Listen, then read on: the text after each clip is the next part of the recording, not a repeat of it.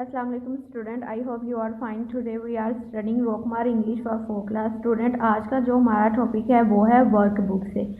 Student, open your workbook and page number 47। Student, हम English का जो काम कर रहे थे हमने किया था टेक्स्ट बुक से रिवीजन टॉपिक। हम अपना चैप्टर रीड कर रहे थे डोंट प्रेस दैट बटन। आज हम देखते हैं कि वर्कबुक में हमारे पास क्या क्या दिया गया है, हमने इसमें से क्या कुछ कर लिया है।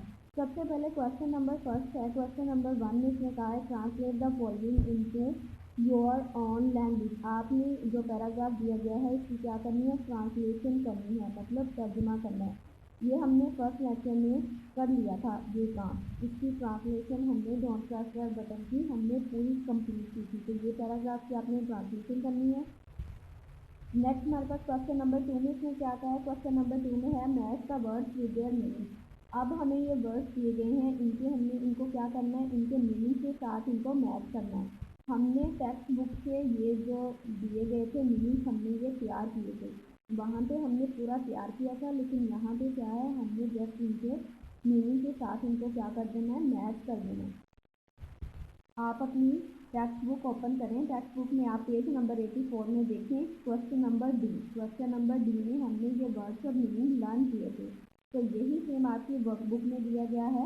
वर्कबुक में आपने सिर्फ वर्ड्स को उनकी मीनिंग के साथ क्या कर देना है, मैच कर देना है। नेक्स्ट हमारे पास क्वेश्चन नंबर 3 है। क्वेश्चन नंबर 3 में solve the puzzle with the help of clues. हमने पजल्स को सॉल्व करना है किसकी मदद से, क्लूज की मदद से। हमें क्लूज दिए गए हैं यहाँ पे, ठीक है। आप लोगों ने ये जो है वो अपने पजल्स को अपने घर में सॉल्व करके देखना है। नेक्स्ट हमारे पास है क्वेश्चन नंबर 4। क्वेश्चन नंबर 4 में क्या कहा है, reach the sentence and then write if it declarative, interrogative, imperative और एक्सक्लेमेटरी। आपने जो सेंटेंस दिए गए हैं उनको बताना है कि इनमें से इंटेरोगेटिव कौन सा है, इम्पेरेटिव सेंटेंस कौन सा है, इंटेरोगेटिव कौन सा है और एक्सक्लेमेटरी कौन सा है। ये टॉपिक हमने कंप्लीट किया था जब हमने काइंड्स ऑफ सेंटेंसेस किए थे। इसके साथ हमने ये क्वेश्चन 4 सॉल्व किया था। ये आपने सॉल्व करना है, इसको देखना है, रिवीजन में इसको तैयार करना है। क्वेश्चन नंबर 5 में make adverb from the adjective. हमने क्वेश्चन नंबर 5 भी पहले किया, इसकी भी आपने रिवीजन करनी है। क्वेश्चन नंबर 6 भी पहले तैयार किया, इसकी भी आपने रिवीजन करनी है। क्वेश्चन नंबर 7 को हमने पहले नहीं देखा, नहीं किया। इस क्वेश्चन को हम आज अच्छे से देखते हैं। इसमें क्या कहा है, चेंज द फॉलोइंग सेंटेंस। हमने जो सेंटेंस दिए गए हैं उनको चेंज करना है, मतलब तब्दील करना है इनटू नेगेटिव। नेगेटिव क्या होता है, मंफी, मंफी फॉर्म में, एंड देन और फिर हमने इसको चेंज करना है इंटेरोगेटिव फॉर्म, और इंटेरोगेटिव मतलब सवालिया फॉर्म में।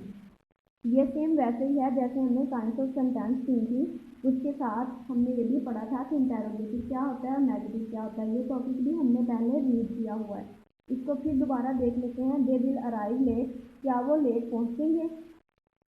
तो इसका हमने जब नेगेटिव बनाना है तो हमने क्या लगाना है, विल के साथ नॉट लगा देना है। They will not arrive late, वो लेट नहीं पहुँचेंगे, ठीक है। ये यहाँ पे नोट लग गया तो इसमें ये क्या बन गया, मंफी बन गया। जब हमने सवालिया बनाना है तो विल को क्या करना है, शुरू में ले आना है। विल दे अराइव लेट, क्या वो लेट पहुँचेंगे। और हमने पढ़ा था इंटेरोगेटिव जब हम बनाते हैं तो क्वेश्चन के स्टेटमेंट के एंड में जो क्या आ जाता है, जो हमें सेंटेंस दिया होता है इसके एंड में हमारे पास क्वेश्चन मार्क आ जाता है, ठीक है।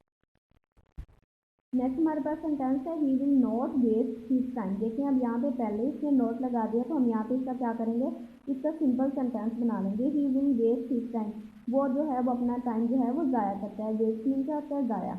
उसमें हमें नेगेटिव कहा था, नेगेटिव पहले बना था यहाँ पे, तो हमने सिंपल बना दिया। नेक्स्ट हम क्या बनाएंगे, इंटेरोगेटिव। इंटेरोगेटिव में विल जो है वो क्या आ जाएगा, फिक्र के शुरू में आ जाएगा। विल वेस्ट हिज टाइम, क्या वो अपना टाइम जो है वो ज़ाया करता है।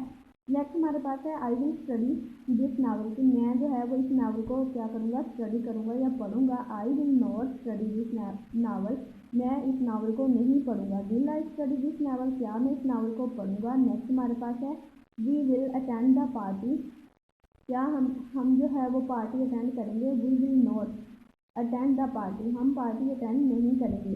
जब हम इंटेरोगेटिव बनाएंगे तो क्या आ जाएगा, विल स्टार्ट में आ जाएगा। Will we attend the party, क्या हम पार्टी अटेंड करेंगे।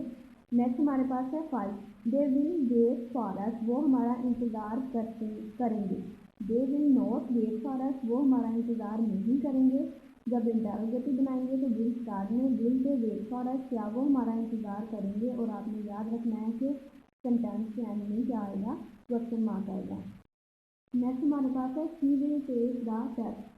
वो जो है टेस्ट देगी, she will not take the test. वो जो है वो she will not take the test, वो टेस्ट नहीं देगी। जब इंटरोगेटिव बनाएंगे तो will she take the test, क्या वो टेस्ट देगी।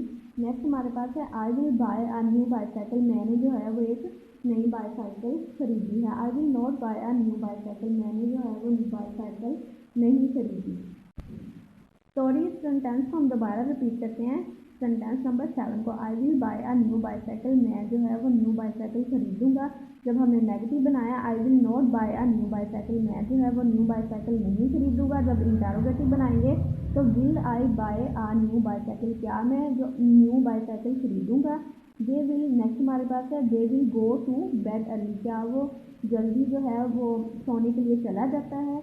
दे will go to bed early, वो जल्दी सोने के लिए चला जाएगा। जब नेगेटिव बनाएंगे तो नॉट, जब इंटरोगेटिव बनाएंगे तो विल। मतलब क्या, they will not go to bed early, वो जल्दी सोने के लिए नहीं जाएगा। Will they go to bed early, क्या वो जल्दी सोने के लिए जाएगा। ये सेंटेंस जो है वो हमने कंप्लीट कर लिए, इनको आपने तैयार करना है। नेक्स्ट हमारे पास है question number 8, right the full form of the following. अब हमने इनकी फॉर्म की क्या करनी है, फुल फॉर्म को राइट करना है। हमने पहले ये टॉपिक किया हुआ है, हमने शॉर्ट फॉर्म्स को भी तैयार किया था। अब मैं यहाँ पे शॉर्ट फॉर्म दी गई है, आपने इसको क्या कर देना है, फुल फॉर्म में राइट कर देना है। तो ये आपने क्वेश्चन नंबर 8 भी तैयार करना है। नेक्स्ट हमारे पास है क्वेश्चन नंबर 10। क्वेश्चन नंबर 10 हमने पहले नहीं किया, इसको अब देखते हैं इसको क्या करना है। क्वेश्चन नंबर 10 में क्या कहा है, पुट अ कॉमा, हमने कॉमा पुट करना है इन द सेंटेंसेस, सेंटेंसेस में वेयर नेसेसरी, जहाँ पे वो ज़रूरी होगा। यानी कि हमारे पास फर्स्ट सेंटेंस है द ओल्ड मैन सेड, बूढ़े आदमी ने कहा, आई कांट वॉक प्रॉपर्ली, मैं जो है वो सही तरीके से नहीं चल सकता।